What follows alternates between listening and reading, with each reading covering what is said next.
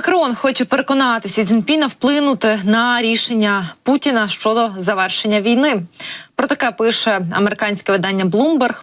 Французький лідер Еммануель Макрон має намір поглибити особисті зв'язки із лідером Китаю Сі Цзіньпіном під час його дводенного візиту до Франції. Макрон також хоче закликати китайського лідера переконати російського диктатора припинити війну Росії проти України. Джерела видання повідомили, що Макрон також має намір залучити китайські інвестиції в сектор виробництва електронних акумуляторів у Франції.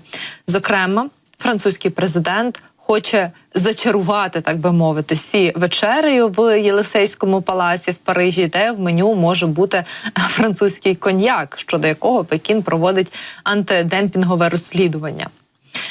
Потім Макрон запросить китайського колегу в куточок Піренеїв, де французький президент у дитинстві відвідував свою бабусю, деталізує Bloomberg. Європейське турне Сі Цзіньпіна, власне, планується вперше приблизно за 5 років на фоні загострення напруженості у відносинах із Заходом з ряду питань, включно з торгівлею, звинуваченнями у шпигунстві та підтримкою Пекіном Москви. Візит Сі Цзіньпіна триватиме з 5 по 10 травня. Під час поїздки він планує відвідати Францію спершу, а потім Сербію та Угорщину. Зокрема, він відвідає сербську столицю Белград у 25-ту річницю випадкового бомбардування американцями китайського посольства в місті. Ну і поки, власне, французький лідер Макрон хоче зачарувати, як пише Bloomberg, чи переконати Сі Цзіньпіна вплинути на російського диктатора і вплинути, власне, на війну Росії проти України, Китай вже впливає, але от в кардинально зворотньому напрямку. Справа в тому, що Росія вже більше як вдвічі наростила виробництво ракет великої дальності від початку повномасштабної війни. Попри всі західні санкції, російська оборонна промисловість процвітає, а виробництво зброї, яка допомагає Москві вести війну проти України, різко зросло з початку вторгнення. І ключовою країною у підтримці російського оборонно-промислового комплексу став Китай. Це дані Американського центру стратегічних і міжнародних досліджень. Згідно із цим дослідженням, станом на початок 2024 року Росія спроможна виробляти вдвічі більше ракет великої дальності, ніж це було на початку вторгнення в Україну. Таке зростання стало можливим завдяки поставкам, від яких Росія отримує дефіцитні запчастини, електроніку та обладнання, необхідне для виготовлення зброї. Подібні товари часто надходять у Росію через складну мережу підставних компаній, тому виявити та виокремити ці потоки досить важко. Однак дослідження Американського центру доводить, що левову частку оборонного імпорту Росія отримує з Китаю. Зокрема, китайські компанії постачали Росії напівпровідники, які є критично важливою складовою для створення різних систем озброєння.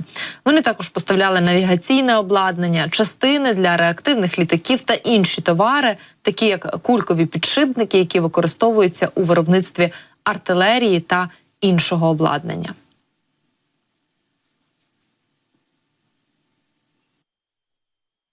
Дані транзакцій свідчать про те, що здебільшого з Китаю Росія імпортує також високоточне прецизійне виробниче обладнання, зокрема устаткування з числовим програмним керуванням, тобто високотехнологічні програмовані виробничі станки.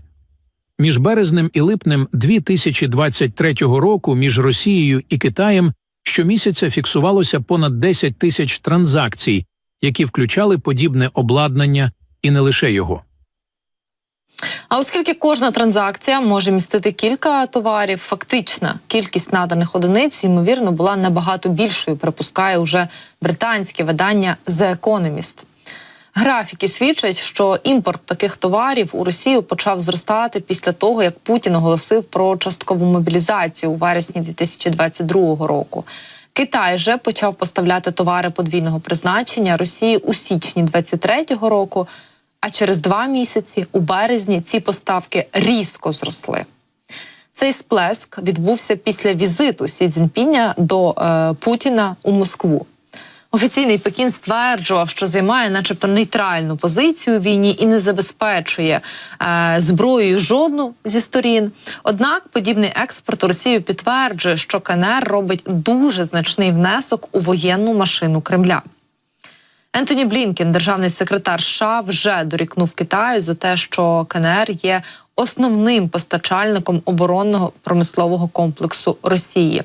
Напередодні держсекретар США відправився із візитом до Китаю, де, зокрема, судячи з публікацій у медіа, ця тема була однією із ключових або навіть ключовою. Повідомлялося, що Сполучені Штати хочуть вплинути на Китай для того, аби той, власне, послабив торгівлю, зокрема, товарами подвійного призначення із Москвою, а також не передавав уже безпосередньо боєприпасів чи іншого озброєння Москві. Але повертаючись до торгівлі, то окрім торгівлі з Китаєм та попри значні експортні обмеження, у 2023 році Росії вдавалося отримувати і чимало компонентів західного виробництва для свого оборонно-промислового комплексу.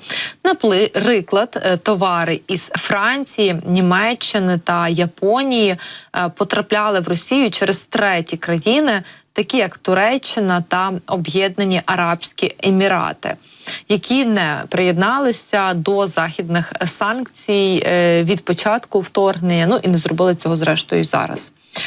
Дослідження уже Королівського об'єднаного інституту оборонних досліджень у Великій Британії, яке було опубліковане в грудні, засвідчило, що, наприклад, компанія, власне, Compal, один із провідних російських дистриб'юторів мікроелектроніки, імпортувала величезні обсяги західної мікроелектроніки не через Гонконг, а через Німеччину. Запровадивши суворіші правила, аби обмежити ці потоки, власне, зробити це дуже нелегко, пише The Economist. Першою причиною видання називає той факт, що Росія дедалі більше використовує обладнання нижчого рівня, частково через те, що вона вичерпала запаси більш досконалих систем. Ну, а це означає, що російські виробники зброї потребують технологій, які використовують також у цивільних цілях. А такий потік товарів важче обмежити в міжнародних ланцюгах постачання. Інша складність полягає в тому, що Україна також частково залежить від китайських виробників деяких запчастин і деталей, хоча ці поставки набагато менші за обсягом, аніж поставки Китаю в Росію. Але як би там не було, розробники санкцій на Заході мають взяти все одно це питання до уваги. Чи може запровадження нових обмежень щодо деяких китайських фірм перешкодити військовим закупівлям України? Тому бум військового виробництва в Росії, схоже, триватиме, підсумовує The Economist. Очікується, що витрати Москви на оборону досягнуть 115 мільярдів доларів у 2024 році, що на 68% більше, аніж у попередньому 2023. Однак, навіть за допомогою Китаю та інших країн Росія не зможе продовжувати ці зусилля безкінечно довго, наголошує The Economist. Послухаємо. Вибухові речовини, необхідні для виготовлення артилерійських ракет та інших боєприпасів, є дефіцитом. По деяких параметрах озброєння, запаси радянських часів, які росіяни досі відновлювали зі складів, закінчаться протягом наступних кількох років. Тим часом західні країни можуть докласти зусиль, щоб закрити лазівки в поточних санкціях і збільшити власні виробничі потужності, аби допомогти Україні.